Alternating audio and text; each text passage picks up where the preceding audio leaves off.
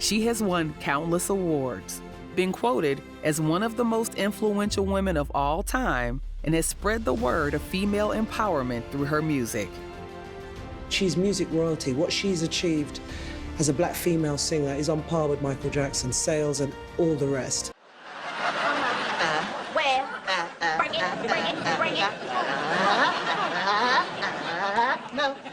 I made a video a while back talking about Beyonce's decline, and that was the start of her Renaissance tour, when everyone was picking on Beyonce for every little thing in a way I hadn't seen before. You could tell Beyonce's relationship with the public was souring. So I made the argument Beyonce was entering her swan song era. She's still a huge pop act, but you could sense that some type of end was near, and the comment section lit me up, throwing stats at me, highlighting her tour numbers and her Grammy wins. But I'm happy to say a year later, I was spot on.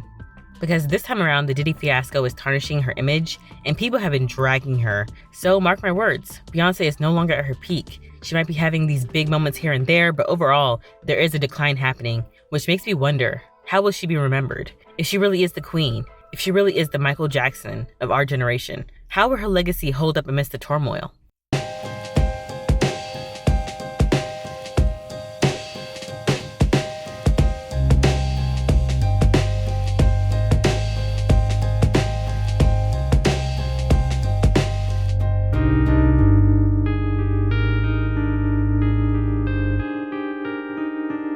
Just to make myself clear, I think Beyonce is a talented artist. She's a talented performer. She's accomplished things in her career people didn't think was possible in the streaming era. But I can acknowledge her limitations along with her greatness. Something I wish was common in the Beyonce legacy discourse. Because it's never nuanced, it's either kiss ass or anti-Beyonce. There's plenty of people that don't like me, but there's 10 times more who love me, and I love myself. We all know the type of legacy Beyonce wants. It's that megastar, generational, defining type. But that legacy required its recipients to be massively influential, set records, make history, and establish industry standards that's lasted for decades. Keyword, decades. And in my opinion, no one is touching the standards set by MTV's first generation. Not even Beyonce. But that doesn't mean she won't try. You know, I want to be here a long time. Since she spent most of her career attempting to find the modern day equivalent of that top tier level of success, which became very difficult at the turn of the century because some achievements like having multiple top 10 singles from an album, selling 1 million first week, having multiple Grammy wins in one night were more frequent, so some historical milestones were losing its weight, but at the same time, it was extremely difficult to pull bodyguard numbers, and newer artists weren't charting as long as the previous generations.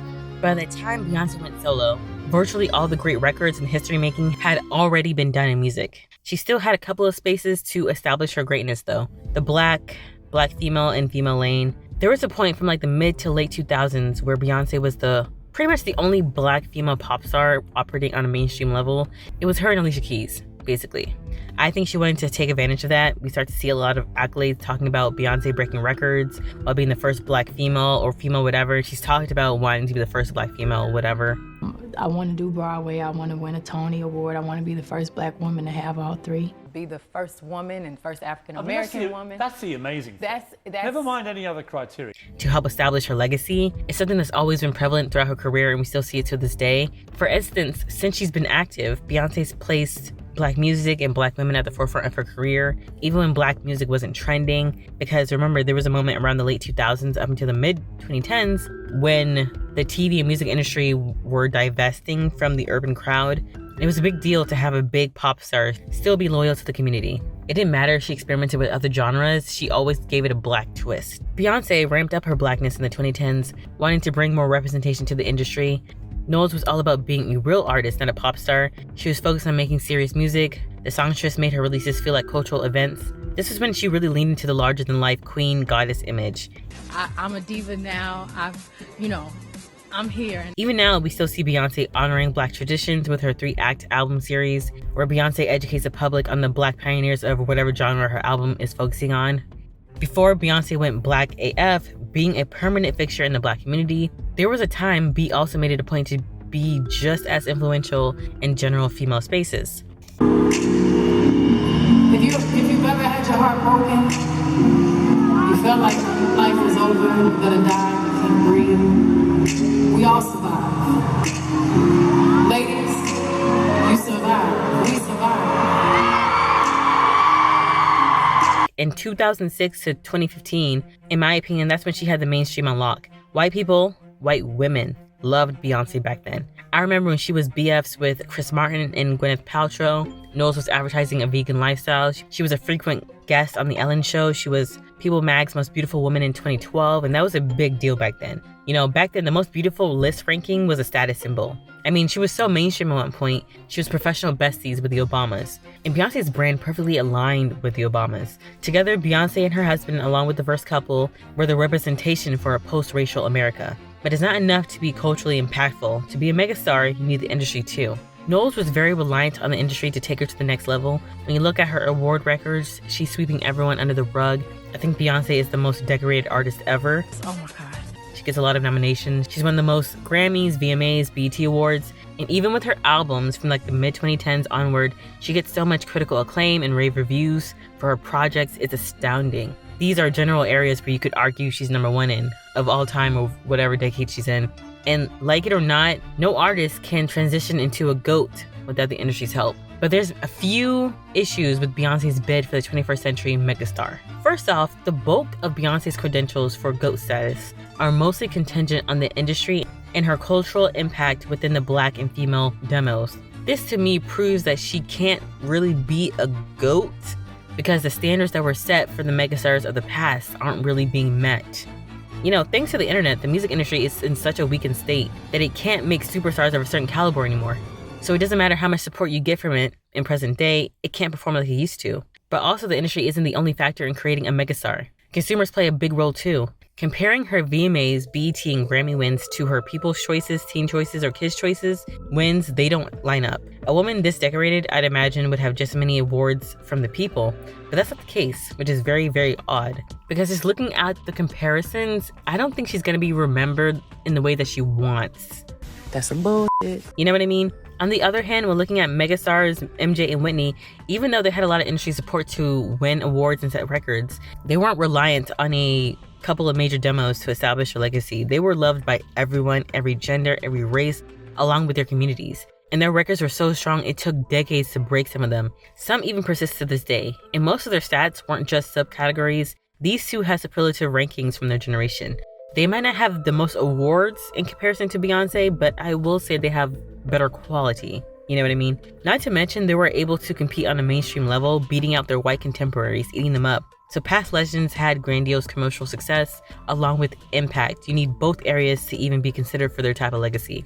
It seemed like when Beyonce was recreating the megastar blueprint, she prioritized influence over commercial success. So instead of bolstering both areas to a historical degree, she let the commercial side of things fall by the wayside. But not just that, looking at her cultural impact, it pales in comparison to the greats. Because when she made it a point to be a permanent fixture in the Black community, she let her mainstream appeal also fall by the wayside. Something is definitely wrong. Listen, when I say Beyonce's cultural impact doesn't compare to her inspirations, I am in no way diminishing the importance of women, Black women, or Black people, or Beyonce's relationship to these communities. I, for one, was such a die-hard Beyonce fan starting from like the mid-2000s. The sweetest angel ever. And it was mostly from what she represented. She'd compete with a lot of white artists, and it'd be those moments where I felt like she was carrying the Black community, particularly Black women, to new heights. So a win for Beyonce felt like we were all winning, and it really felt like if she could do it, we could do it too. Like, you had to be there. If you're part of the generation of young Black girls who were witnessing Beyonce's ascension in the mid-2000s, she had you in a chokehold. You had to like Beyonce or else your Blackness was questioned. You had to fight for her because her winning meant progress for Black people. It was a lot. But if you want that Whitney level legacy, you need more than the Black community, which Beyonce had for a spell, but that white demo left during the Lemonade era. I don't know if it was the police brutality criticism, the Clinton endorsement, staying with Jay-Z after blasting him for cheating, or it could have been the witchy Creole bayou aesthetic she was doing all over the place. Not gonna lie, Beyonce looked great that era, but she looked dark and evil as hell. She literally looked like a witch. But with white women leaving, this left a huge impact on Beyonce's image. This is when she went from being a major pop star who happened to be Black, and she became a major pop star for Black people. This greatly stunted her GOAT aspirations, in my opinion. If there's one thing Beyonce accomplished, for better or for worse, it was to racialize her brand to such a high degree. And in my opinion, the pros were she didn't need to be vulnerable in her work.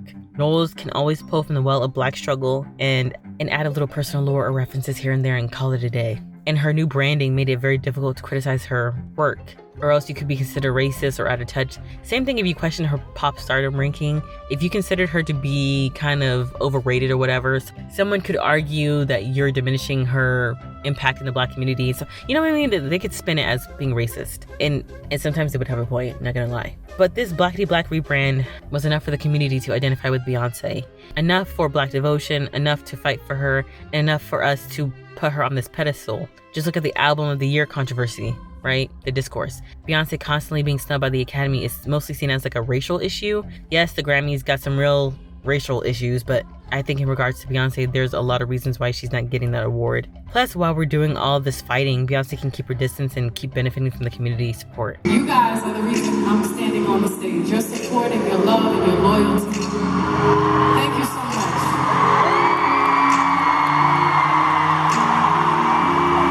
You know what? I'm just gonna give just a smidge of grace to Miss Carter. It's difficult to recreate a level of influence that hadn't been seen in decades. I mean, like I said earlier, Beyonce was remaking the blueprint, so hypothetically speaking, who's to say that in the 21st century, having major influence in demos that move the cultural needle, along with having the most industry awards, can't be comparable to the level of megastardom from the past? Because let's face it, times have changed, and so the credentials need to change too. And this line of thinking would be valid. You know, it would be valid if Beyonce's colleagues weren't breaking records and establishing influence comparable to the legends of the past. Hell no. Several thousand people showed up for a rally sponsored by a local radio station. Its purpose to try to persuade the Jacksons to include Boston in their summer tour. For example, artists are still breaking records from MTV's First Generation, and some are even making a little history for themselves, like those of the past. And mind you, while they're doing this, they're also recreating the blueprint of the 21st century megastar. It's not just Beyonce. She can't be the only one allowed to make up all the rules, right? Funny thing is, nowadays we have huge artists who could break a massive record and who could make history in one arena and yet not be a GOAT themselves. And the music industry is scrambling to make a new standard, but they're barely able to make superstars. So basically no one knows what they're doing. But I will argue that the maps being made by Beyonce's colleagues are more legit than hers, for lack of a better phrase, only because they're hitting major milestones that could hold water to the past legends' accomplishments, in my opinion. Now, there's a new thing that's happening right now where artists are needing to have a 9-figure business or be worth $1 billion, which is crazy. And the fact that Beyonce hasn't been able to achieve a lot of the stuff that her colleagues have, I mean, I'm not downplaying her achievements. I'm more so saying that Beyonce seems to be going off in her own lane, in her own trail, while a lot of the other artists are kind of following a standardized path. And basically, I'm just saying that Beyonce could be missing the plot a little bit. And that makes me think that she, in comparison to her colleagues, she's further removed from being the 21st century version of a megastar. And that's the downside of doing your own thing. It's like, yeah, you can do your own thing, but who's to say that all the things that you accomplish, all the records that you set are going to be the new standard, right? Like, in order for something to be the new standard, the whole industry has to be in agreement. Your contemporaries have to be in agreement. Like, it has to be a thing everyone aspires to achieve. In Beyonce's situation, it's like she's accomplishing things. She's making records that no one's bothering to make or break. So it's just like, she's literally doing her own thing. And this is just my opinion, but right now I think Beyonce knows this, and it feels like she's playing catch up, trying to bolster up her commercial presence along with diversifying her influence. You know, she's taking a U-turn. At the moment, there seems to be more effort to reaffirm her queen position. Beyonce breaks the internet, but can she break Verizon? Broken? No. Time for a surprise drop. She was constantly publicized for making history for the past few years, especially this era. From the Grammy wins to having hits in 4 different decades and having the biggest R&B tour of all time. From her new album, there were intentions to attract a white demo and a younger audience back into her fan base. Not to mention with her business ventures and endorsements, Beyonce's prioritizing the bag now more than ever. She's not called Cash Grab Carter for nothing. Let me hear you say, hey, Miss Carter. Side note, part of me thinks that she wants to start up a business so she won't be reliant on music anymore. Touring really wears on the body, and Knowles has lost the pep in her step. Like, she's not getting any younger. So she needs to find an end game. but the future isn't looking too bright. I've mentioned time and time again how Beyonce's black female demo is her core base. That's the base that she's invested in to carry her legacy, to support her, etc., etc. But lately, Beyonce's been taking the culture for granted. Her hair care line, Sacred, for example, was promoted for all hair types. But in my opinion, it favored loose hair types over textured ones, since some products weren't ideal for 4C hair. On top of that, black women weren't the primary focus in the first few ads that the brand rolled out. It was giving all hair types matter, and this made a lot of black women mad because they were Beyonce's core demo, like I said earlier. They were the ones shelling out the most cash during the Renaissance tour, her merch, and her documentary last year, only to see themselves prioritized last with Beyonce's hair care brand. In my opinion, this was an obvious ploy to try to gain a wider audience, but B did this out of the expense of her core demo, which was unnecessary. That's some bullshit. You know, I can kind of tell that Beyonce wanted to have a balancing act, like she wanted to serve her base, but also reach out for a new one, but the balance was off, right? Like, I remember when she first dropped the line, in the first 2 magazine profiles that she had was Essence and I think, what is it? Something fashion book or something or whatever. And so she did it at the same time too, pretty much, I think within the same month. So it's like, you can kind of tell what she was trying to do, but she wasn't successful, you know? When Knowles dropped Cowboy Carter, granted, I didn't know who it was for. I don't think anyone did, since a lot of black people didn't find it appealing. But judging off her appearance this era, I can only assume that this was another attempt to attract a mainstream audience. It's crazy. I knew how light B was since Dreamgirls, but I didn't realize how much she tanned. Anyways, another wedge black women had with Knowles is the Sean Combs scandal. Recently, Beyonce's close affiliates, The Dream and Diddy, have been called out for their sexual deviancy, being sued with Me Too allegations. Combs, in addition to all that, has federal RICO charges he's dealing with, so it's just a fucking mess. The best way I can describe the black women's relationship with Beyonce now is it's very complicated. Older black women might still be loyal to her, but with the younger women and Gen Z, there's a lot of criticism, and just in general, there's always been loud opposition towards Beyonce. There's always been ops that's been sprouting up since the DC drama with Toya and Tavia. Then over the years, there's been a steady uptick of haters from people not liking how popular Beyonce was, how much of an industry darling she was, how many careers she allegedly stopped, how pro-black she became, or how risque she progressed over the years. And basically, she's always had a steady stream of haters, a very noticeable group of haters who have been very vocal about their hate over the years, but now with recent events, they have been fed fuel to really amplify their voices, and now it's become like a bandwagon effect to where it's like, it seems like everyone is dragging Beyonce. I mean, there's definitely still supporters, but it's like, it's a lot. Okay, so another aspect that's led to her decline is kind of like how outdated her brand has become. Huge cornerstones of her brand, like Black love and Black excellence, has been pointed out for its fallacies, and now a lot of Black people aren't trying to play respectability politics, being relegated to be whatever they want outside of white metrics. Looking at Beyonce, people have questioned if she's done anything real for the community other than profit from it. Black love has been pulled off its pedestal after the toxicity from dating coaches, relationships being exposed, and frequent gender wars online. No one is idealizing Black relationships anymore. Regarding the Carters, people Ben knew their union was an enterprise rather than a real marriage. There's been rumors of extramarital affairs for years, not to mention Jay-Z's slimy business practices has been rubbing people the wrong way for years. It's funny how the Carters have always flaunted their wealth as part of their image, but with the recent political turmoil and the rough economy, people have a low tolerance for it, especially with Beyonce's latest money grabs. She's launching so many products and brand collabs, it's become insufferable and inconsiderate, since she only talks to her fans when she wants money. We've eventually come to realize Black capitalists won't save us, and they're just as bad as the white ones. Considering how this woman built her image on female empowerment, Black love, Black excellence, and being a capitalist, it's ironic how all of that will lead to her ultimate demise. It's like we've outgrown her. You know, it's really interesting. Lastly, I just want to say something I wish Beyonce would have done was carve out a lane to herself like she was doing, but trying to not make it comparable to her inspirations level of stardom, you know what I mean? Like if she wanted her legacy to mainly be based in her impact in the Black community, that's fine, you know? She did a lot of work in the female space with feminism. I've heard like a lot of stuff about her, you know, doing a lot of stuff with intersectionality, Black feminism, all that great stuff. But like pick a title that you can determine its importance and its uniqueness. That's why I like Beyonce's unique labels, the Queen Bee and the First Lady of Music, because these are titles she can make her own.